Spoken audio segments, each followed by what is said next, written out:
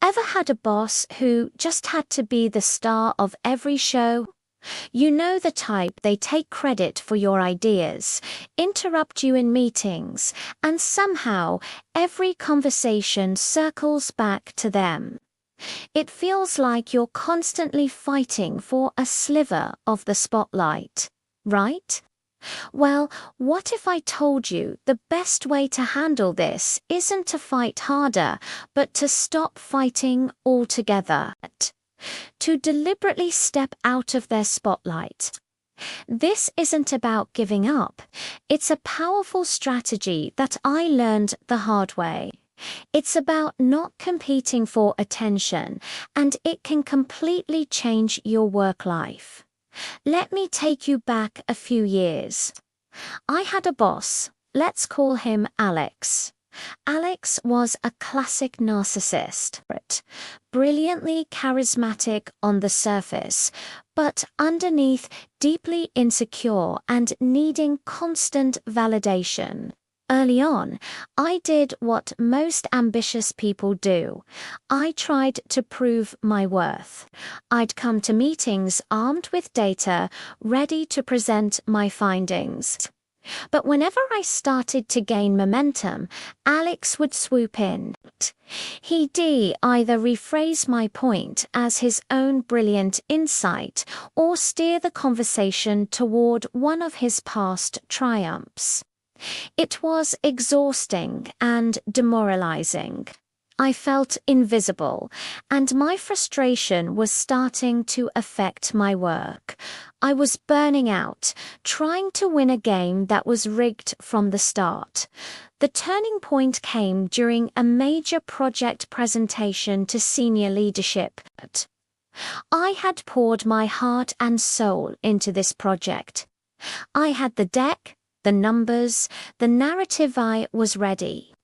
As I started speaking, I could feel the room's energy. They were engaged. But then it happened. Alex, who was supposed to just introduce me, took over.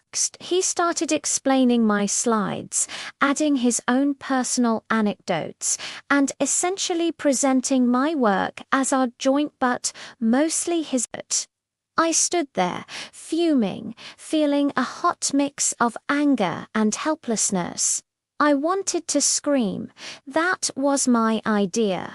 But I just stood there, smiling tightly while he soaked up the applause. That night, I went home defeated. I vented to a mentor, expecting sympathy and maybe some tips on how to be more assertive. Instead, he asked me a question that changed everything. Why are you trying to outshine the sun? He explained that with someone like Alex, competing for attention is like playing chess with a pigeon. It'll just knock over the pieces, strut around, and declare victory anyway. The real power, he said, lies in letting them have the spotlight they so desperately crave. Your goal isn't to be the star. Your goal is to get your work done, be recognized by the people who actually matter, and protect your own sanity. So, I decided to try it.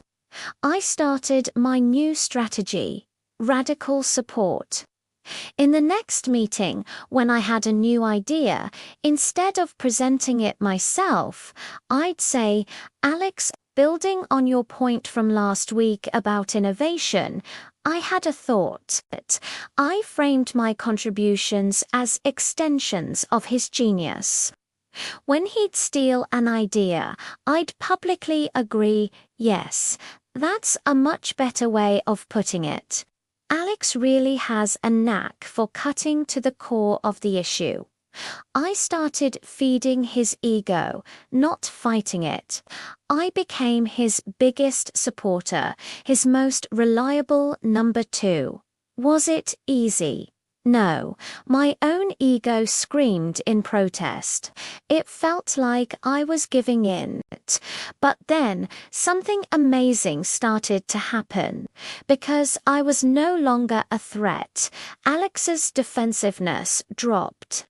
He started to see me as an ally, not a competitor.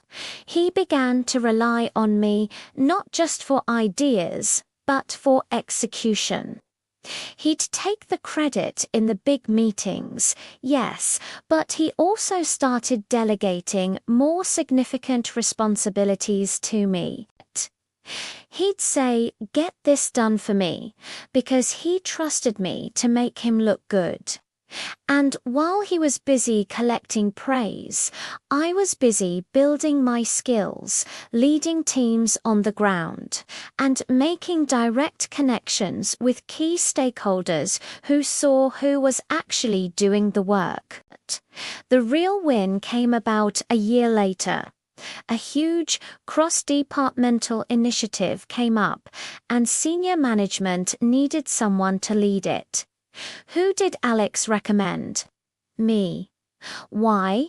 Because in his mind, my success was a reflection of his brilliant leadership and mentorship. He couldn't lose. He got to stay in his comfortable position, looking like a great talent developer, while I got the promotion and the career-defining project. The people who made the decision weren't fooled. They saw the work I had been doing all along. They saw my results, not Alex's self-promotion. I had won the war, not by fighting on his battlefield, but by creating my own. This strategy isn't about being a doormat, it's about being a strategist.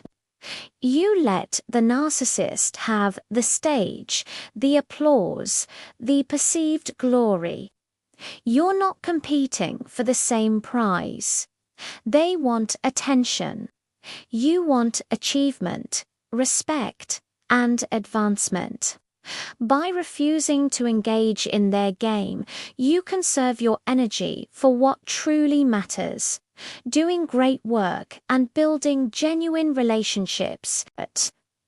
You play the long game. Let them win the battle for attention so you can win the war for your career. It's a quiet power, but it's one of the most effective tools you have. Thanks for watching.